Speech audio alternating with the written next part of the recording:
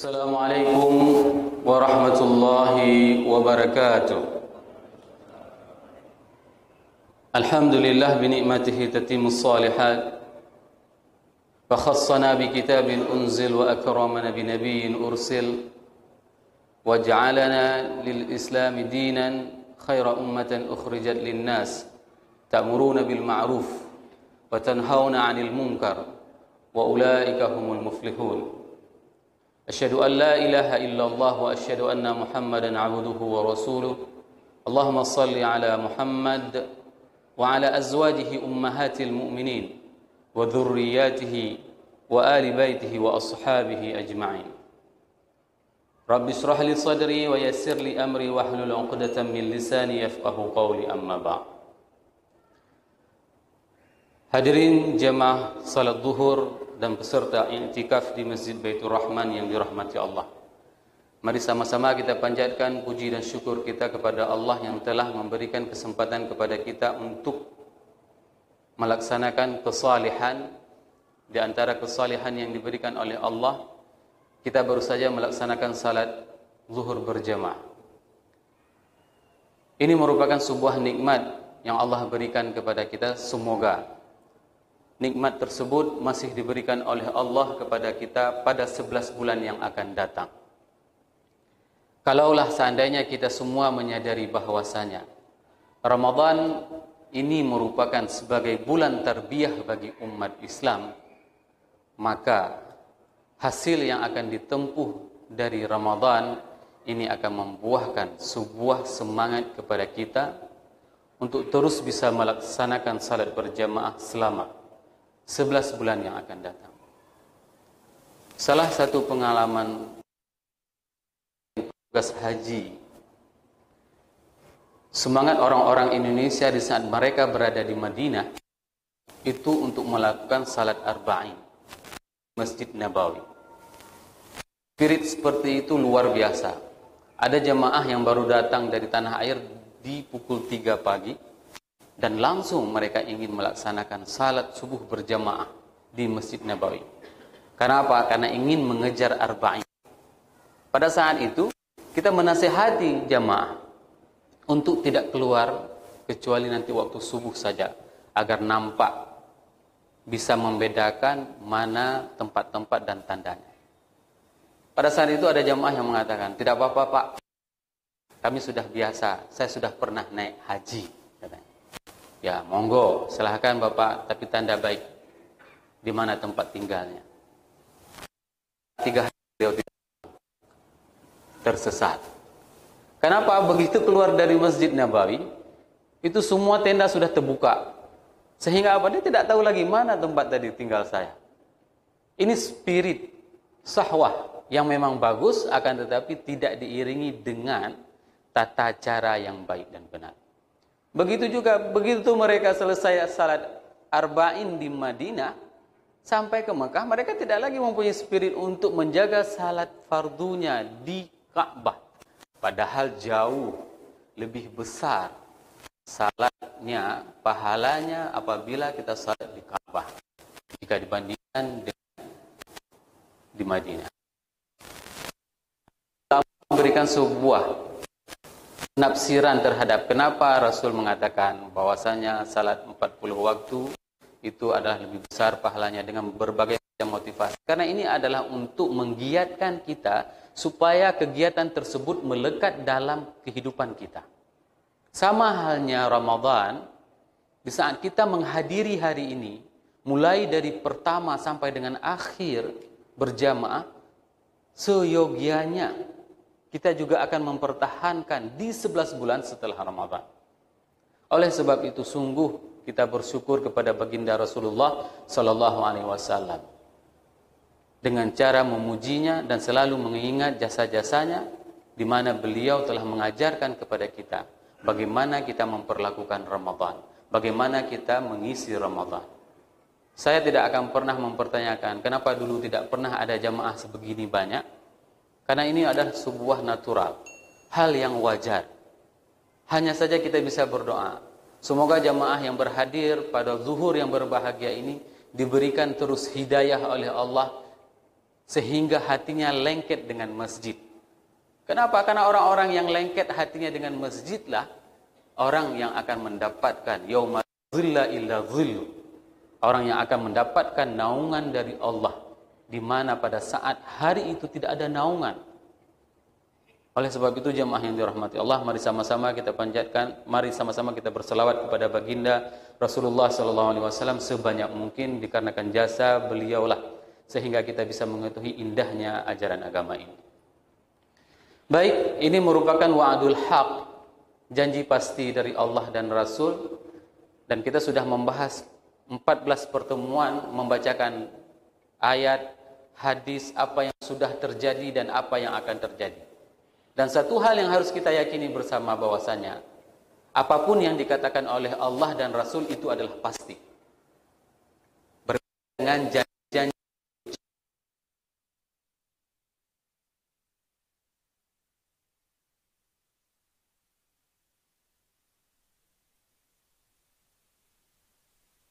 melihat hadis-hadis, melihat lagi Al-Quran, banyak sekali janji-janji pasti yang disampaikan oleh Allah dan Rasul. Ini semuanya adalah untuk bekal kita. Pada siang yang berbahagia ini kita akan membahas tentang Dajjal. Dajjal itu dinamakan dengan Mansuh atau Masihud Dajjal dengan wazan maf'ul, yaitu seorang yang bisa menghilangkan keimanan seseorang.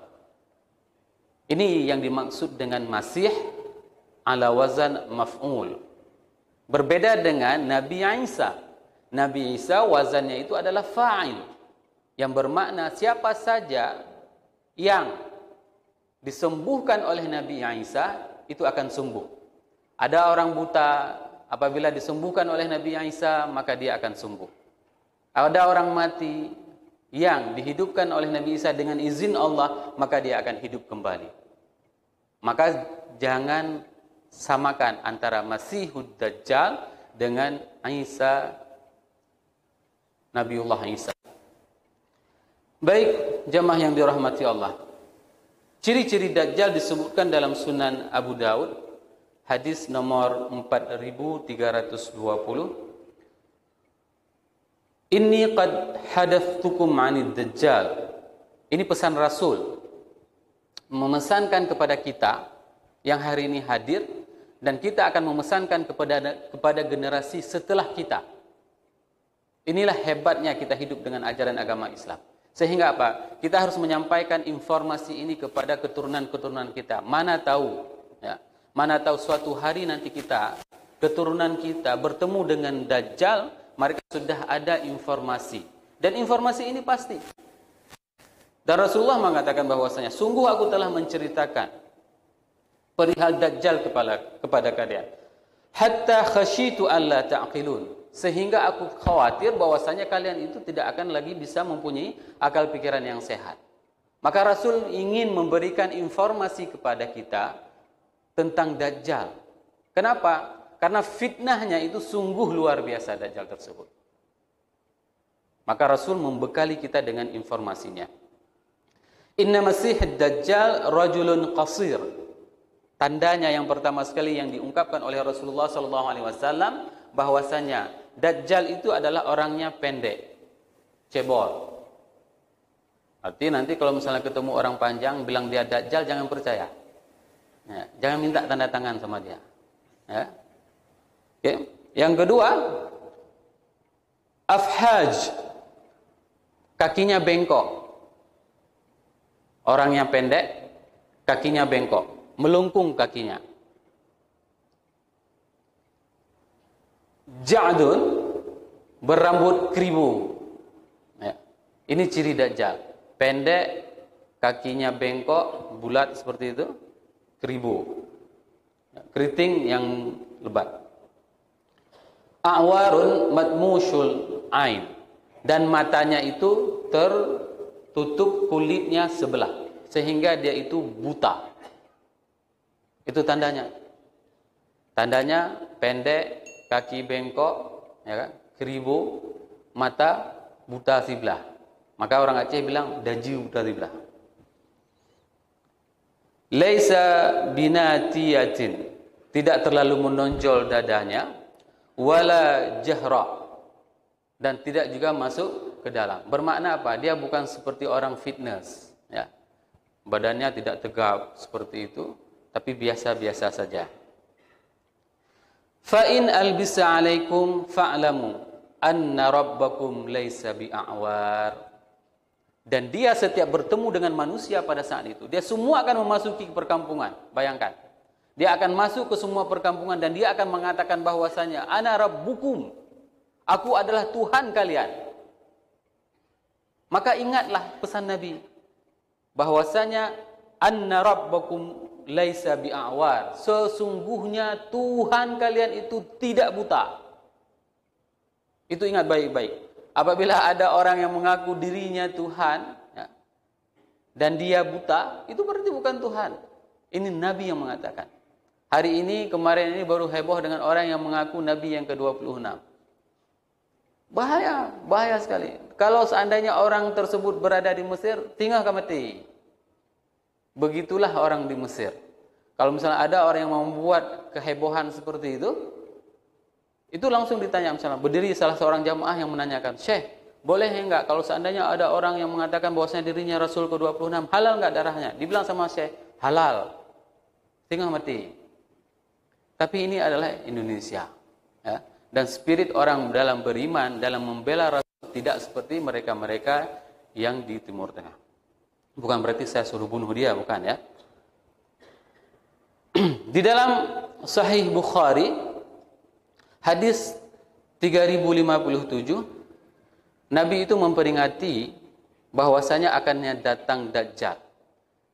Dan peringatan Dajjal ini akan datang, ini bukan hanya dari Nabi Muhammad SAW, tapi peringatan akan datangnya Dajjal itu dari seluruh Nabi. Sebagaimana hadis yang diriwayatkan dari Ibnu Umar, an Ibnu Umar radhiyallahu anhu qala Rasulullah sallallahu alaihi wasallam, inni la anzurukumuh wa ma min nabiyyin illa nadharahu qaumahu. Sesungguhnya aku mengingatkan kalian akan datangnya Dajjal. Wa ma min nabiyyin, dan tidak ada satu orang nabi pun kecuali mereka semuanya mengingatkan akan datangnya Dajjal. Nah, ini menunjukkan bahwasanya apa? Serius sekali. Fitnah Dajjal itu serius sekali dan betul-betul ada. Sehingga jangan pernah kita bercita-cita untuk bertemu dengannya. Jangan pernah. Kenapa? Karena memang kita tidak akan kuat mungkin.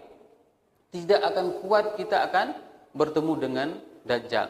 Makanya di dalam beberapa hadis itu dianjurkan kepada kita untuk meminta doa agar diselamatkan dari fitnah Dajjal. Allahumma inna na'udzubika min fitnatil mahya wa min fitnatil mamat wa min syarri fitnatil masihid Dajjal. Niatkan dengan kata-kata na. Kenapa dengan na? Bukan ni saja, bukan saya saja. Akan tapi kita mempunyai keturunan, mempunyai generasi. Maka niatkan, semoga kita dan generasi-generasi kita itu akan terselamat dari fitnah Masihid Dajjal.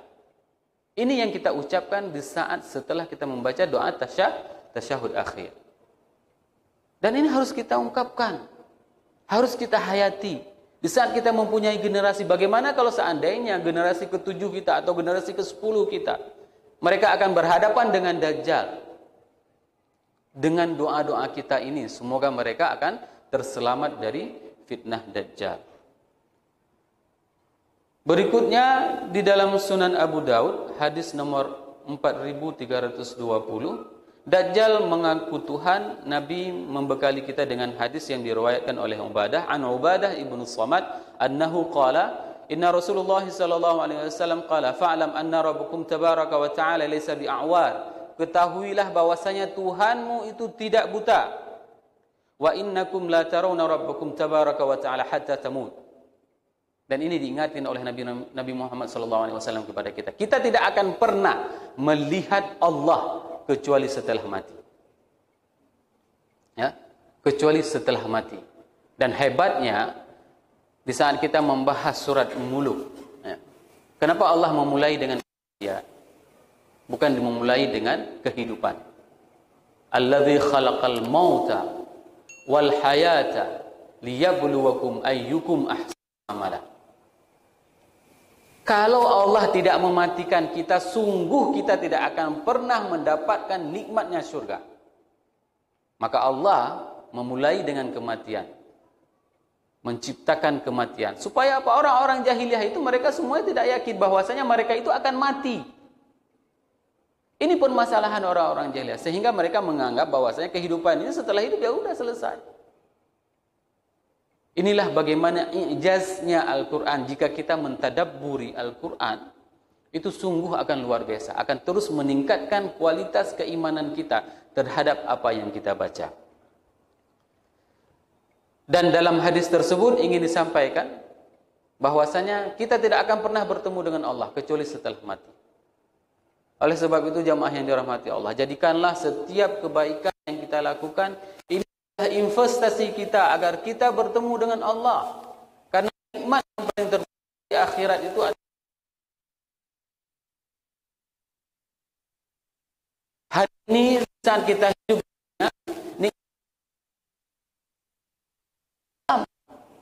dan kita tidak pernah meminta hidup dalam keadaan Islam. Sona di antara danyo yang lahirnya awal dari request. Pernah kita minta sama ibu kita untuk lahir dalam keadaan Islam? Tidak ada. Ada sebagian saudara-saudara kita, dia harus mencari hidayah sendiri. Harus mencari kebenaran sendiri. Sehingga dia menjadi mu'allaf. Ini adalah sebuah nikmat yang Allah berikan kepada kita.